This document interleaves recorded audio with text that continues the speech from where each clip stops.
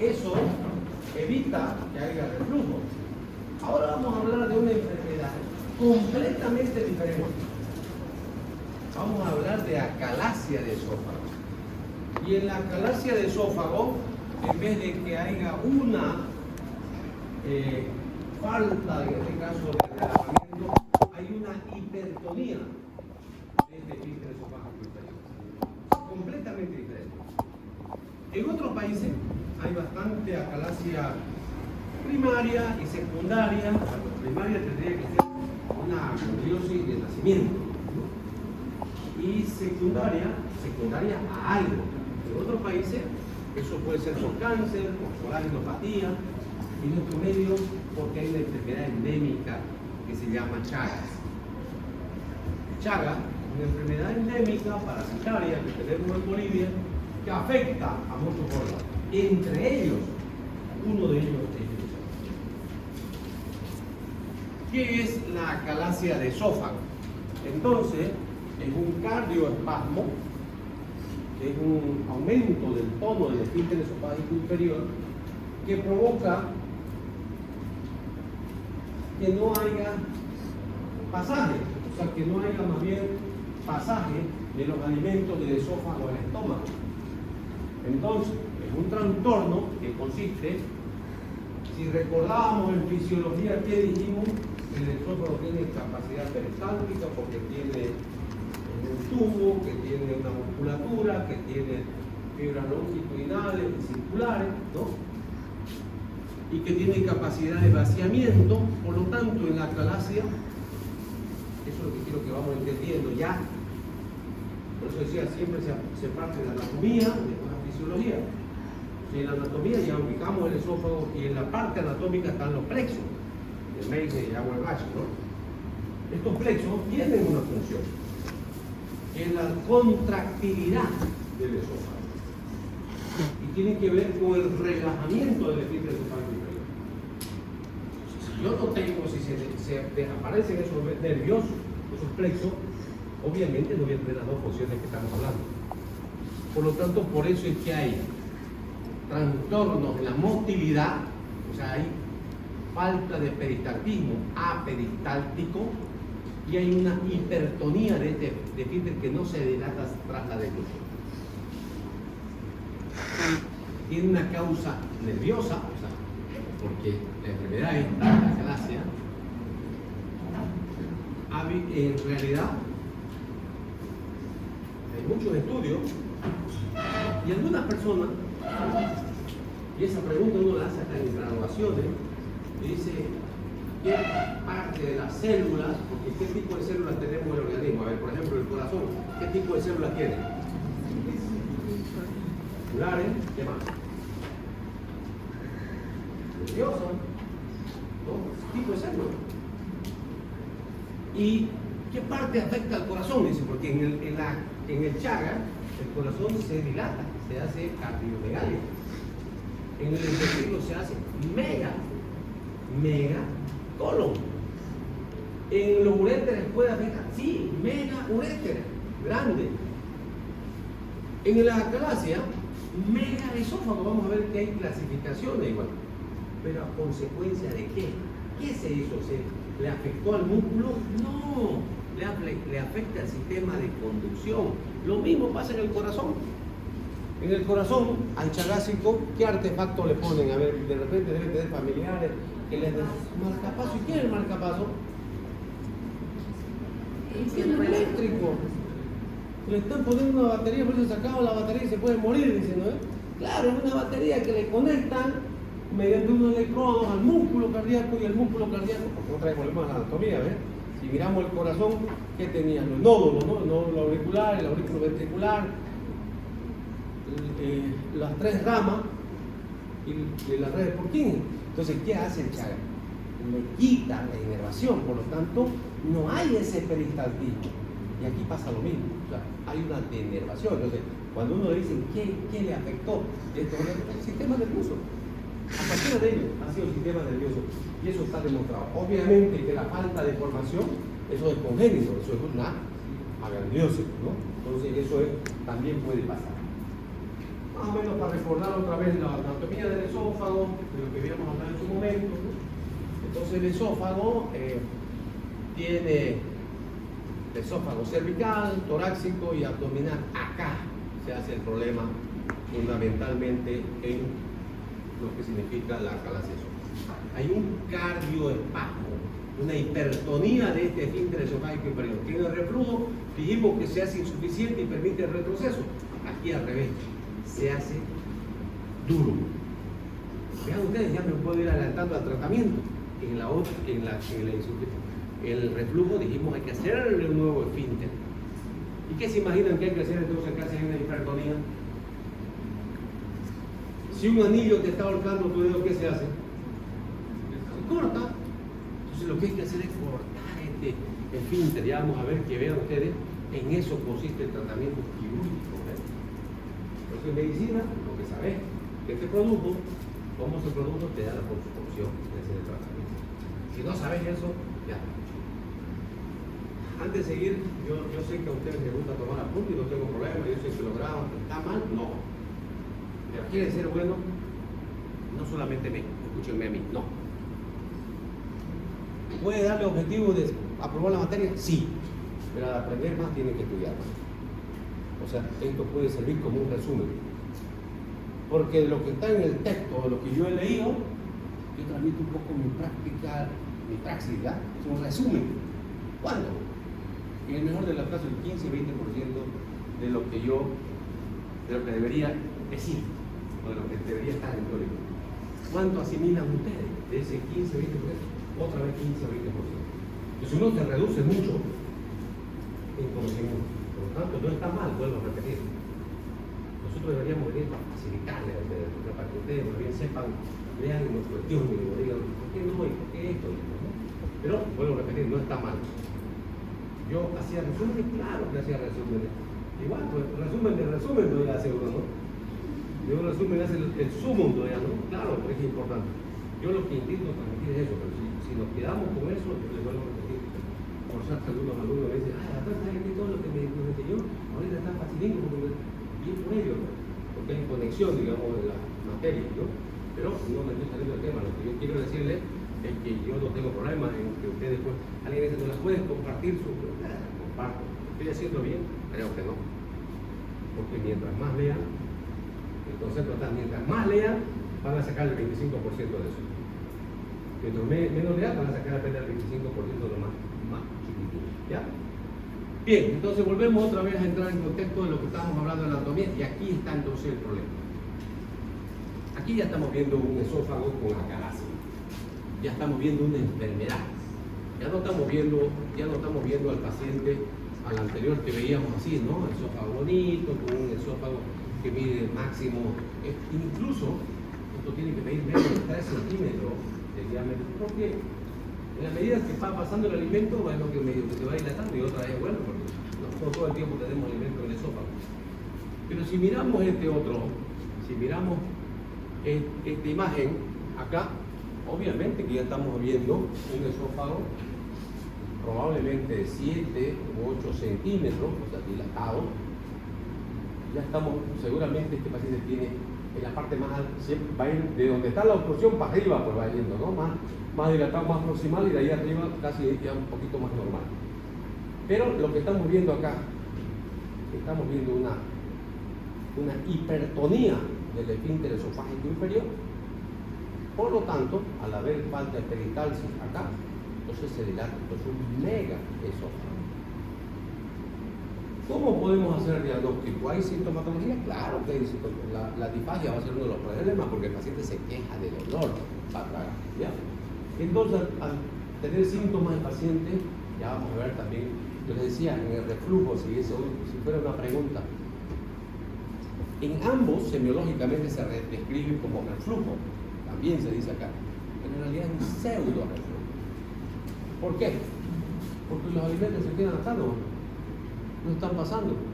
De repente de acá, otra vez se vuelven, entonces es un pseudo reflujo, una pseudo regurgitación en todo caso. Regurgitar es que desde el estómago, como en otro caso, vuelva, ¿no? Acá no está pasando, aquí se está quedando porque está habiendo problemas. La endoscopía es el mejor método, siempre vamos a empezar desde eso, ¿no? Vamos a ver una radiografía contrastada al inicio. Y entonces una radiografía, una endoscopía, seguramente lo que te va a reportar en la endoscopía es esto. El esfínter esofágico inferior, difícil de franquear, difícil de pasar, o se lo pasa con dificultad, ya te advierte. Segundo, puede haber muchos restos de alimenticio antes del esfínter esofágico inferior, o carga. Por lo tanto, ahí hay que pedir una radiografía. Simple, no, una contrastada. Entonces una radiografía contrastada es esto que están viendo acá. Se le da contraste al paciente, el paciente inquiere. Y vean ustedes, prácticamente parece un reloj de arena, ¿no? O el pico de pato, también se dice, o punta de lápiz, miren, está pasando apenas.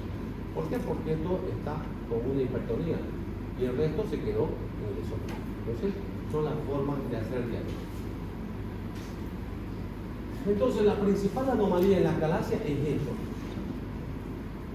En el otro caso, había una insuficiencia del esfínter esofágico inferior. ¿Para qué? Para contraerse. O sea, era insuficiente porque no se contraía bien y había reflujo, ¿no? Acá puedo decir que sí, también, pero insuficiente relajación. O sea, aquí lo que hay es una hipertonía de este esfínter esofágico, que se pone más fuerte, más duro de lo normal. Esto es lo que pasa, no se relaja durante la dilución. Incluso cuando está en el proceso fisiológico, mientras haya contracciones, ¿no?, del esófago, inmediatamente los mismos plexos vos vas comiendo y ellos se van relajando, relajan el esfínter esofágico inferior para que pase el alimento. Termina de pasar el alimento, deja de haber peritativo y se cierra. Entonces este es el estímulo que tenemos. Entonces lo que hay es un trastorno donde hay falta de las contracciones de la musculatura que empujan los alimentos hacia el tracto digestivo y falta de relajación. O sea, hay las dos cosas en la calasia. Hay una hipertonía del esfínter esofágico inferior y falta de motilidad. ¿Por qué? Porque los plexos cumplían esa función. Por eso decía, es importante saber la anatomía y también la fisiología. Entonces, esta enfermedad lo que hace causa el daño de los nervios y entonces ahí puede, en este caso, lo más, el Chagas, que es una enfermedad, una infección parasitaria. ¿Existen otras posibilidades? Claro, el cáncer. ¿Qué tal si yo tengo cáncer también de esto? Entonces, yo tuve un cáncer justo del esfínter, es la hipertonía también. Me dijo que está aumentada la hipertonía. ¿Cuál es la diferencia? Tiene movimientos peritáticos porque no hay denervación, pero no puede relajarse. Entonces, nosotros, lo que más nos importa en nuestro caso, si estuviéramos en otro país, de repente hablaríamos de cáncer, esclerodermia, que son colágenopatías, pero nosotros vamos a hablar fundamentalmente en nuestro medio de una señora relativamente joven, porque Chagas tiene una fase aguda y una fase crónica. Esto ya son fases crónicas, complicaciones crónicas. No me transfunde sangre o me pica la vinchuca e inmediatamente tengo acalasia de esófago. No. Para que yo tenga complicaciones tiene que pasar por lo menos 15 años. O sea, no hay acalasia ni megacolon chagásico en personas menores de 15 años. Esta señora que operamos, creo que tenía unos 28 años cuando la operamos, y la operamos de acalasia de esófago. Pasa el tiempo y ella por Messenger me escribe, porque no había todavía WhatsApp, estoy hablando de unos 10 años de repente.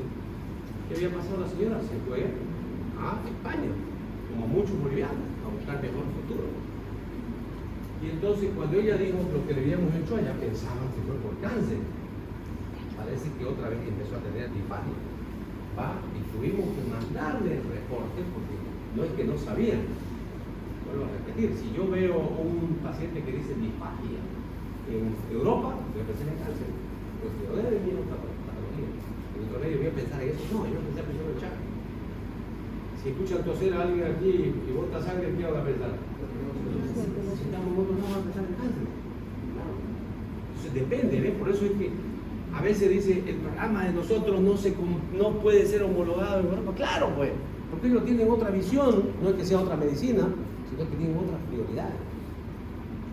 Ellos hablan mucho de cáncer, hablan mucho de pacientes, de lo que el doctor Víctor Hugo en medicina interna les enseña, patologías de pacientes mayores, degenerativas.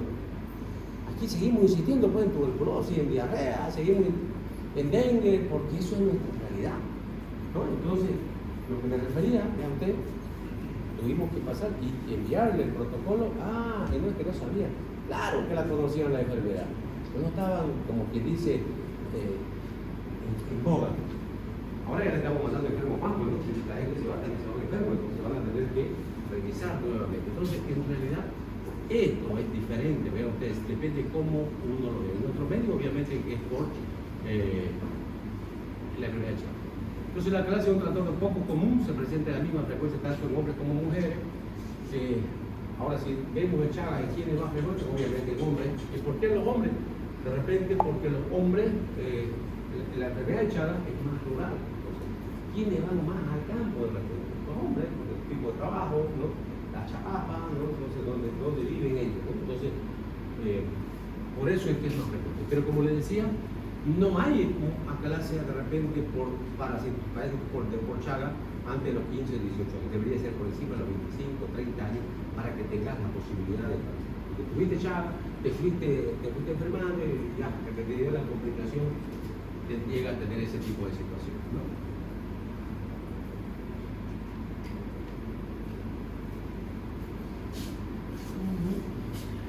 Hay dos tipos de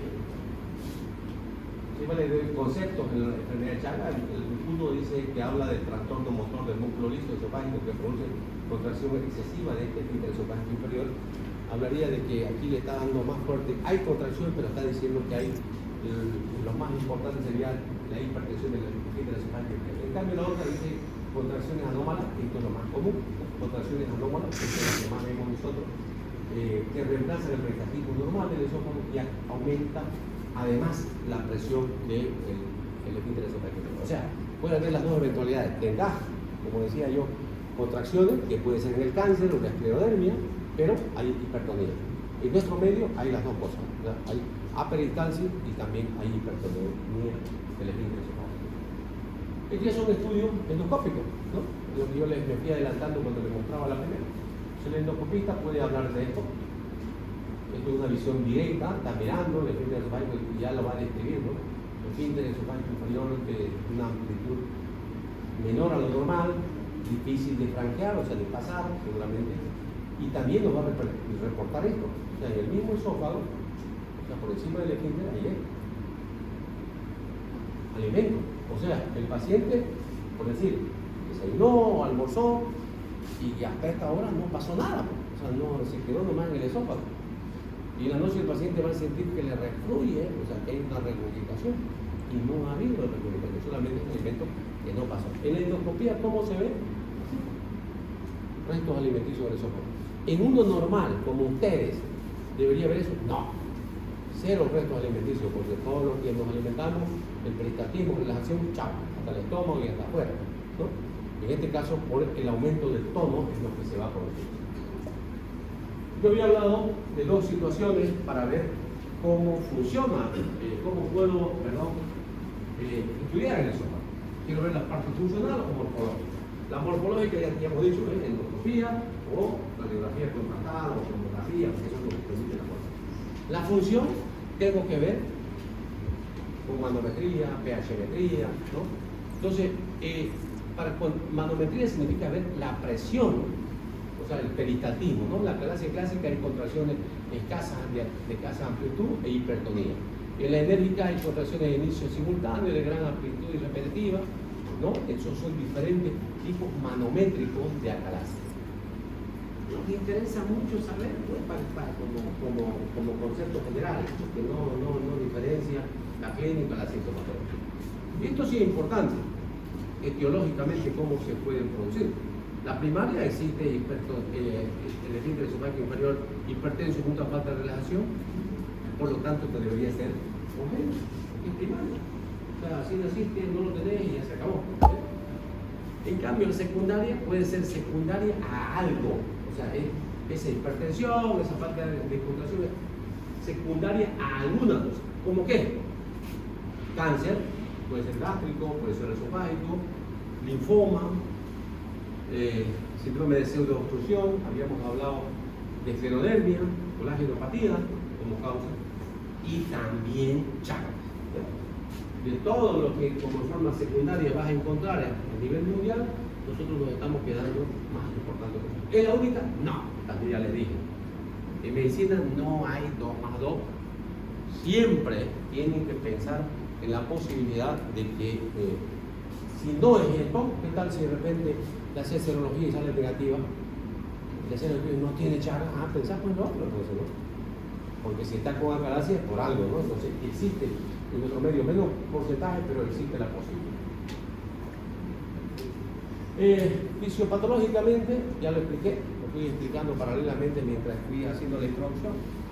Lo que se produce, la enfermedad de Chagas uno la puede adquirir por picadura de la vinchuca, por transfusión de sangre contaminada, cada vez menos, porque ahora ya sí se hacen muchas pruebas, y finalmente también existe la directa, pues, ¿no? De madre a niño. Por eso es que a las madres, a las mamás les hacen serología antes de cuando están en su control prenatal, ¿no? VIH, hepatitis,